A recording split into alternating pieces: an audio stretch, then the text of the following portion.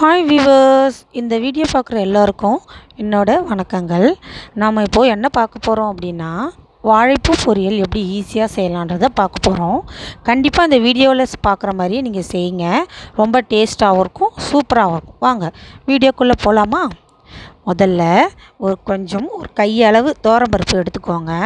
அதை தண்ணியை ஊற்றி நம்ம வாழைப்பூ வெட்டுறதுக்குள்ளே அது ஊற வைக்கணும். வாழைப்பூ வெட்டுற நேரம் ஊறினா போதும். அப்புறமா வாழைப்பூவெல்லாம் குட்டி குட்டியாக நறுக்கிக்கோங்க.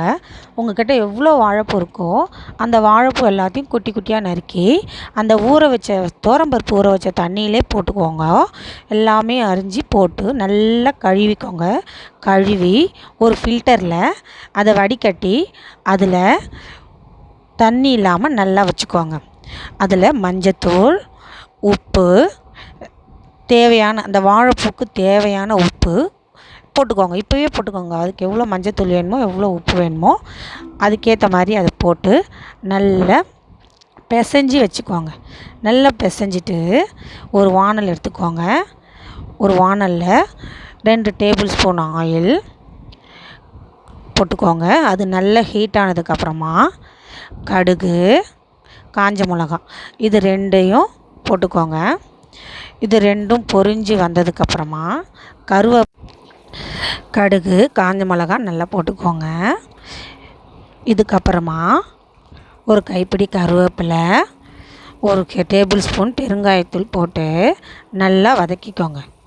நல்லா வதங்கி வந்ததுக்கப்புறமா நம்ம பிசைஞ்சி வச்சுருக்க வாழைப்பூ மஞ்சத்தூள், உப்பு போட்டு பிசைஞ்சி வச்சுருக்கோம் இல்லையா, அதை போட்டு நல்லா வதக்கிக்கோங்க. வாழைப்பூ க்ளீன் பண்ணுறதுக்கு சில பேர் கஷ்டப்படுவாங்க. அந்த வீடியோ நான் எடுக்க மறந்துட்டேன். ஒரு நாள் கண்டிப்பாக வாழைப்பூ எப்படி ஈஸியாக ஆயிடுதுன்னு சொல்லிவிட்டு க்ளீன் பண்ணுறது நான் உங்களுக்கு சொல்லித்தரேன்.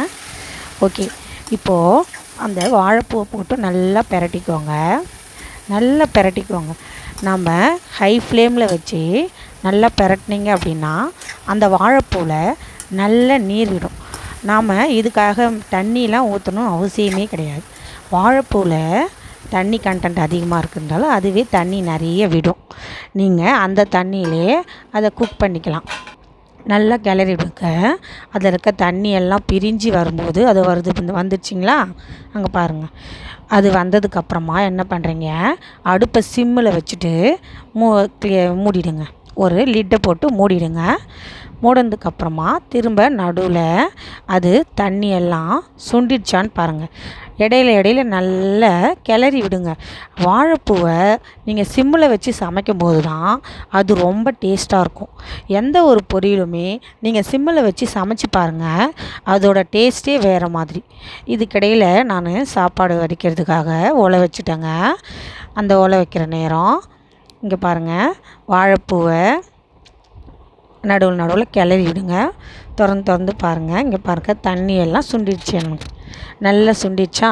ஓகே, கண்டிப்பாக நீங்கள் இதை வீட்டில் செஞ்சு பாருங்கள். இப்போது வாழைப்பூ தயாராகிடுச்சு. ரொம்ப டேஸ்டியாக இருக்கும். இதில் உப்பு காரம்லாம் கரெக்டாக இருக்கா பார்த்துக்குங்க. உங்களுக்கு உப்பு இல்லைன்னா இந்த ஸ்டேஜில் கூட உப்பு போட்டு நல்லா பிரட்டி மூடிக்கோங்க. கரெக்டாக எனக்கு தேவையான உப்பு கரெக்டாக இருக்குங்க. ஓகே, பாய். இந்த ரெசிபி இவ்வளோ தான். வீட்டில் இருக்க பொருளை வச்சு நம்ம எவ்வளோ ஈஸியாக செஞ்சிட்டோம் பார்த்தீங்களா? ரொம்ப டேஸ்ட்டாக இருக்குங்க. கண்டிப்பாக நீங்கள் வீட்டில் செஞ்சு பாருங்கள். வாழைப்பூ கூட்டு செஞ்சுருப்பீங்க, இது வாழைப்பூ பொரியலுங்க. ரொம்ப டேஸ்ட்டாக இருக்கும். நீங்கள் ட்ரை பண்ணி பாருங்கள். ரொம்ப டேஸ்ட்டாக இருக்கும். நீங்கள் ட்ரை பண்ணி பாருங்கள். உங்களுக்கு பிடிச்சிருந்ததுன்னா ப்ளீஸ் இந்த ரெசிபி உங்களுக்கு ரொம்ப பிடிச்சிருந்ததுன்னா ப்ளீஸ் கமெண்ட் பண்ணுங்கள். மறக்காமல் சப்ஸ்கிரைப் பண்ணுங்கள்.